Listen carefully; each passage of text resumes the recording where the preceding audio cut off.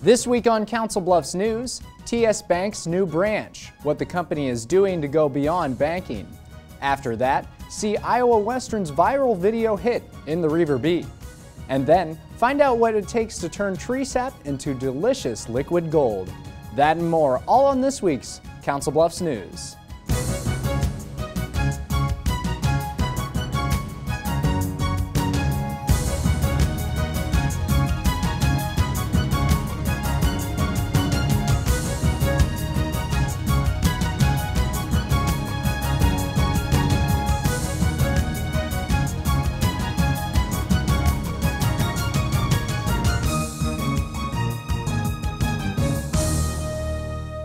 Hello and welcome to this week's Council Bluffs News. I'm James Lathrop.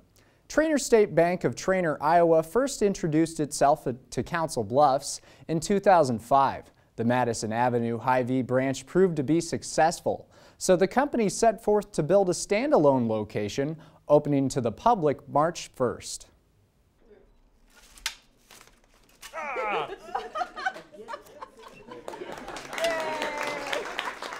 It may not be the best ribbon cutting, but that's no sign that the new TS Bank branch will have any trouble calling 32nd and Broadway home.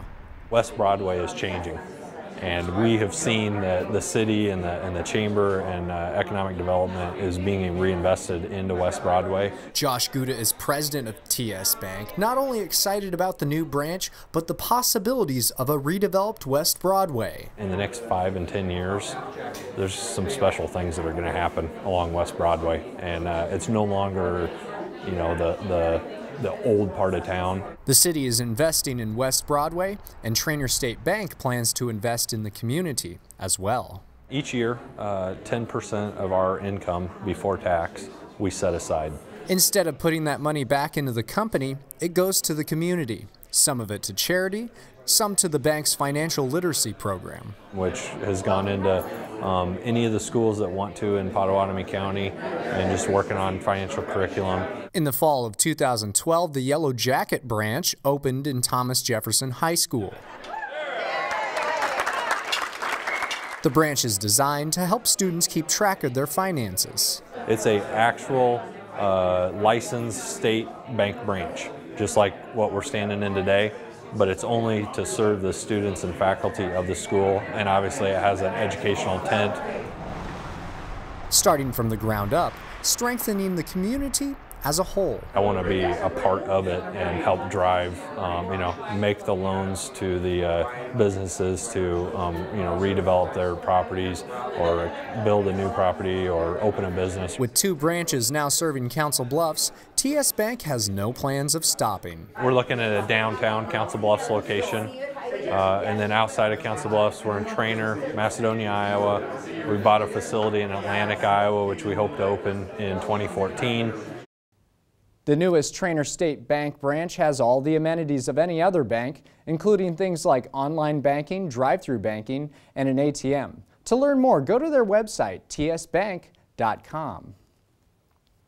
Helping on short notice is apparently not a problem for the American Red Cross. The organization putting on a blood drive February 28th with just 2 days to prepare. Here's IWTV student Nathan Connolly. The American Red Cross has planned many blood drives in the past. This one, though, is slightly different. Council Bluffs Library allowed us to set up in their meeting room, and we were able to put together a blood drive in less than 2 days. A variety of people attend the event. Robert Burns, a fellow patriot, says this is just one way to make an impact. I can help save my fellow countrymen's lives, you know. If somebody needs my blood, fine. I'd rather help them than before myself anyways. It's that kind of act that inspires Kathy Haldeman to give blood. Well, you know, if I ever had the need or someone in my family had the need for it, I would hope that there would be blood available to help us. According to the American Red Cross, less than 38% of the U.S. population is eligible to give blood. Haldeman says she'll continue to help as long as she's capable. So as long as I'm healthy and able, I want to give. And the opportunity to do so is regularly available. We actually have a blood drive at Iowa Western on March 13th. We also have our chapter site, at the American Red Cross chapter site on 16th and G, we have a blood drive every Monday and Tuesday. The blood drive at Iowa Western will run from 9 a.m. to 3 p.m. The American Red Cross will also be at Abraham Lincoln High School on March 22nd. For your Council Bluffs News, I'm Nathan Connolly. Friday, March 1st, students, parents, and staff of College View Elementary come together for a special event, a fair of sorts to teach children about their community and the communities beyond their own. IWTV student Sean Crawford has more. College View hosts its second annual Passport to Learning Night. It features many different presentations of countries from all over the world. It's basically a night for the students to learn more about their community, but also the world community. From Ecuador to Scotland,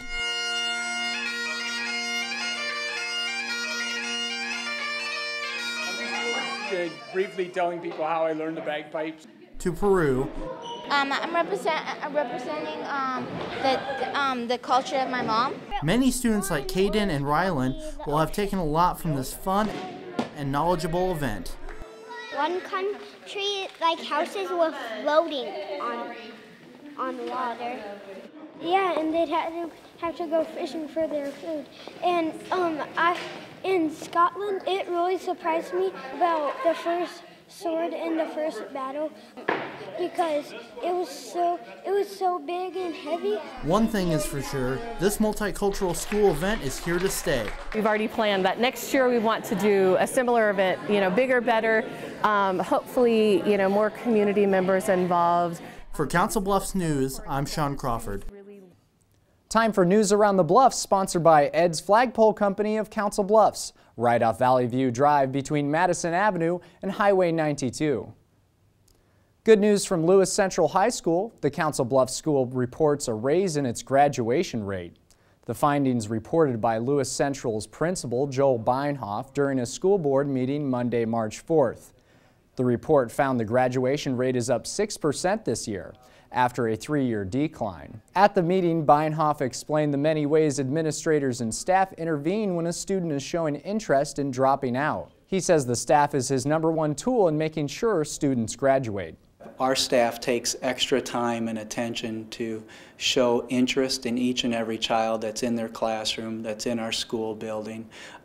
They go the extra mile to make sure they can offer up any assistance to a student that might be off track, a little behind, or struggling in a course.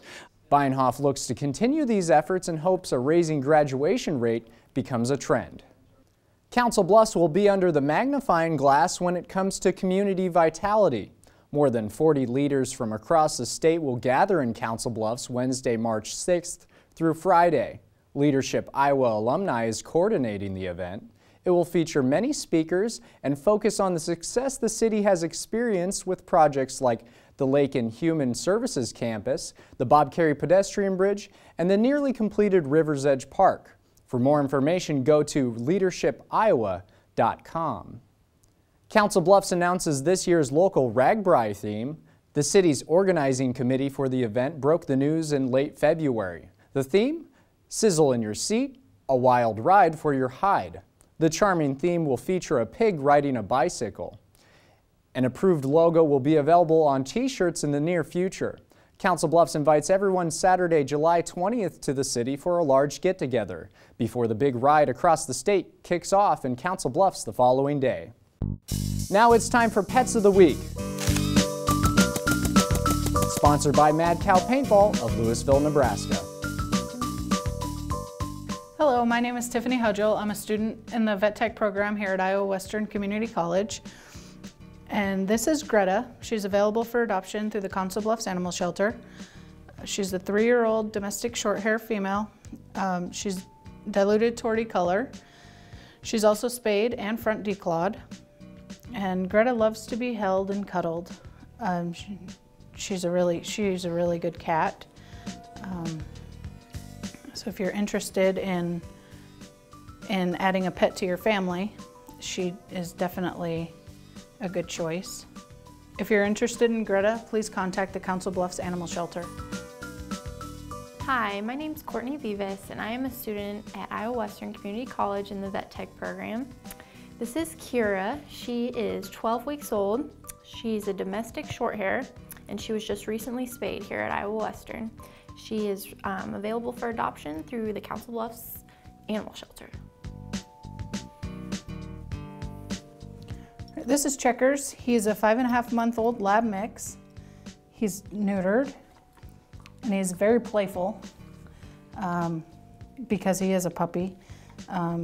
If you're looking for an addition to your family, Checkers would be a good one. He's got a lot of life left in him, and if he will be available for adoption at the Council Bluffs Animal Shelter. This is Cupid. We believe he's a cross between a Shar-Pei and a lab. He was just recently neutered last week and has his dew claws removed. He is a big lover. He loves to play, has a lot of potential to learn, and he is very, very friendly. If you're interested in adopting Cupid, he is available through adoption for the Council Bluffs Animal Shelter. If you're interested in adopting a pet, call the Council Bluffs Animal Shelter at 712-328-4656. Coming up on Council Bluffs News, why is this man putting a hole in a tree? Find out later. Then after the break, I talk with a woman making sure high school girls find the perfect dress at the perfect price. What does the world need?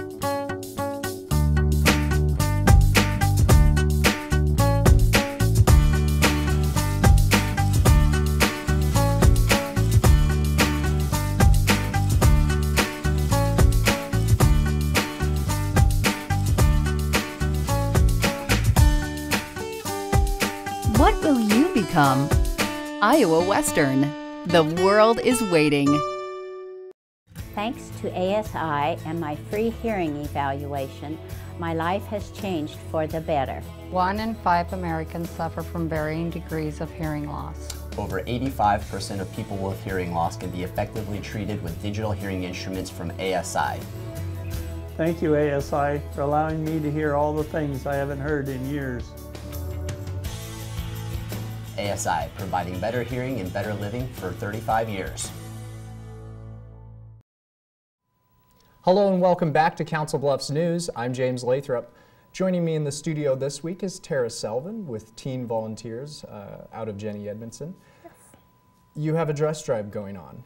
We do, James. It's coming up on March 16th, so we're in the process of collecting dresses at the moment. Okay, so how did this all get started, collecting dresses? You know, it's kind of a cool story. We have a volunteer program at the hospital for our teens, and they themselves, actually, our executive council, about 4 years, decided that they wanted to do something to give back to the community as well as the hospital, and knew that there were a lot of kids at there's different schools that couldn't afford to go to prom because the dresses can often be $200, $300, $400, and so they decided to recreate an idea that was already out there and start collecting dresses and do a dress drive prom snowball event. So. Okay, what kind of dresses are you accepting? You know, we would really like to have anything that's been gently used, but you'd be surprised how many of them come in with tags on them. So it's anything from gently used to new. And whether it's a prom, snowball dress, a lot of very different sizes and colors and styles that we're looking for. Okay, and the main event is March 16th. Tell me about that. How cheaply will people be able to get these dresses? You know, we've got some beautiful dresses from anywhere from $10 to $25. There won't be a dress in the room that's over $25. Wow. So it really is a great opportunity to come out. Many kids go to a couple different dances, and so when you have 2 or 3 in one season, it's nice to be able to have an opportunity to buy something that's a little bit more inexpensive but just as beautiful. Why do you think it's important to do this, to fill this need?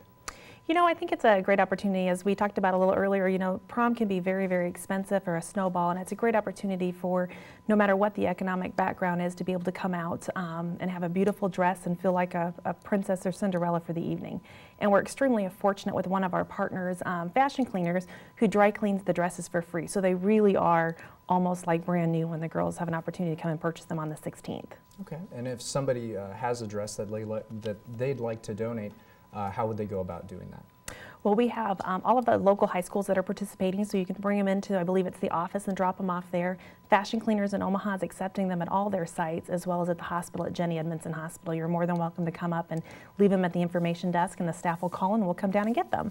Okay. Tara, thanks for joining me. James, thank you so much. We appreciate the opportunity to get the word out. All right, that dress sale, March 16th, mark your calendars. For more information, you can go to jehfoundation.org. More Council Bluffs news is up after the break.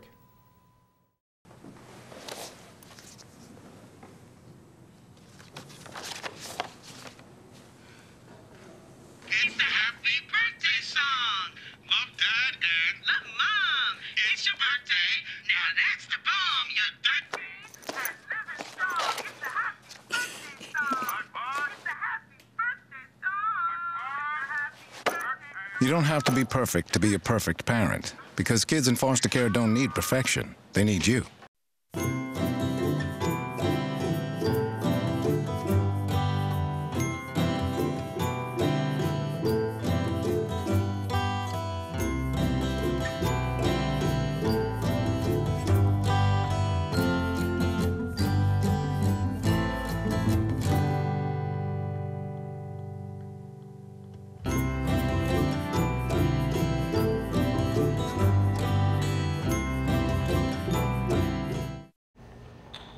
Welcome back. I'm Marie Zeidner with the Reiver Beat.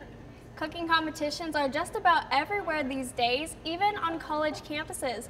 Feast your eyes on what culinary arts students are working on in the kitchen.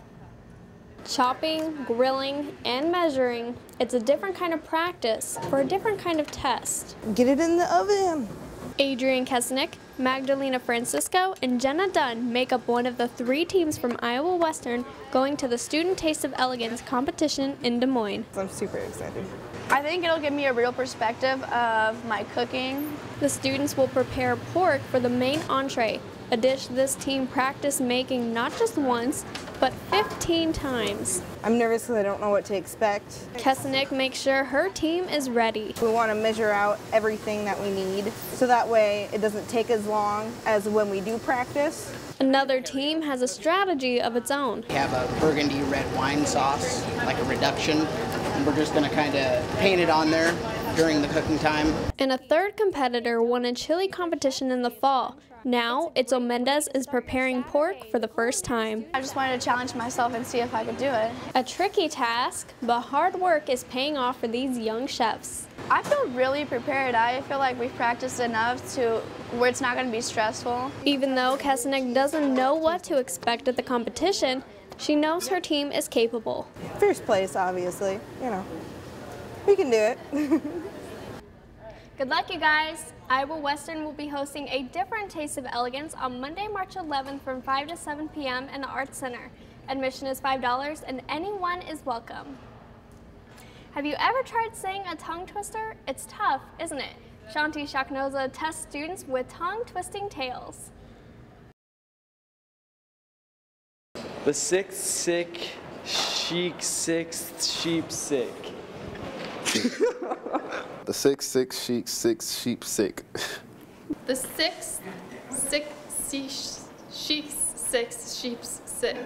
Okay. The 6, shike, 6 sheep 6. Whatever that means.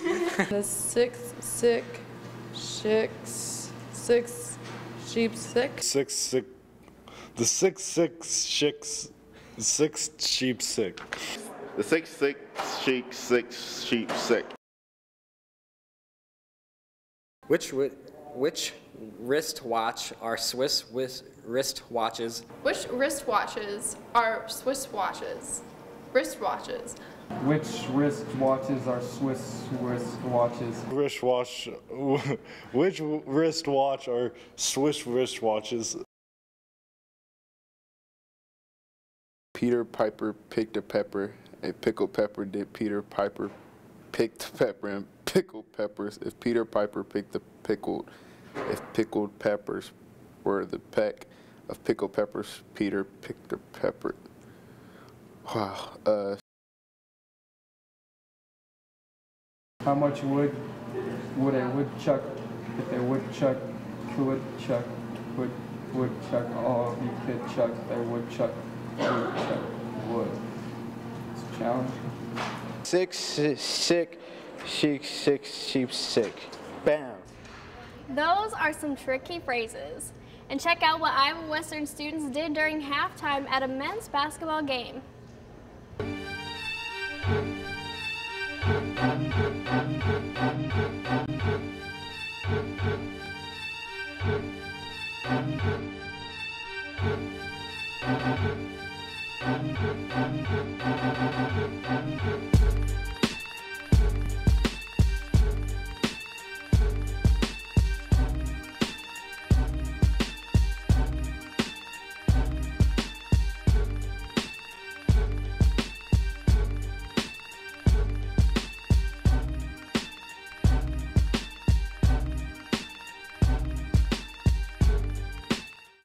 Con los terroristas.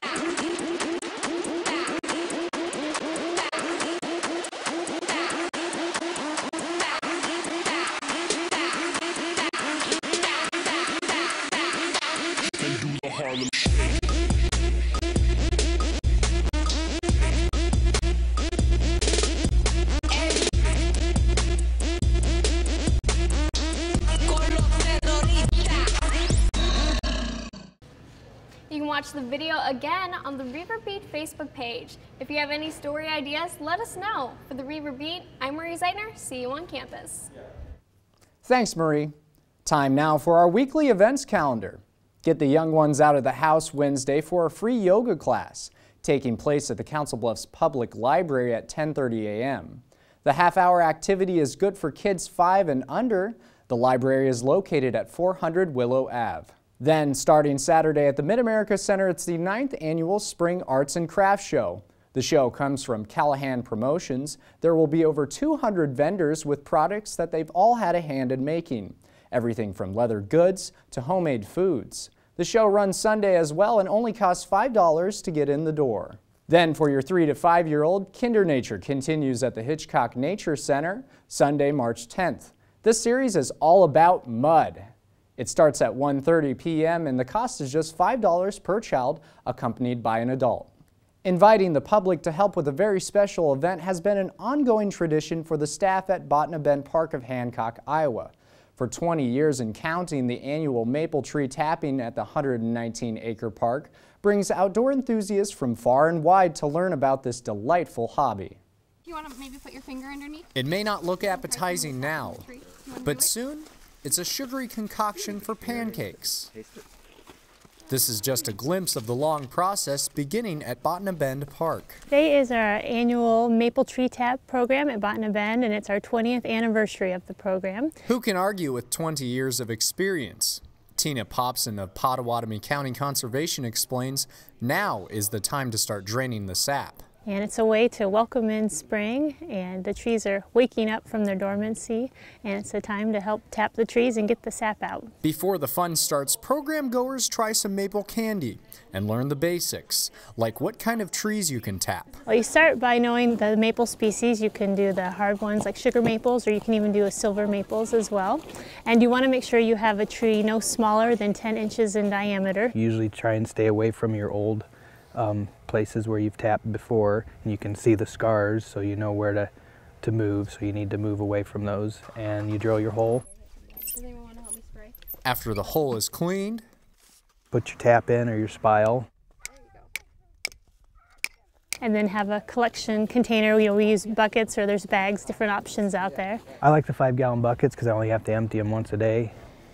From there, the sap is boiled down to make maple syrup. We do that on our evaporator, and basically you're just continually adding new sap into it, keeping a hot fire under it, and you're just really basically just trying to boil water out of it.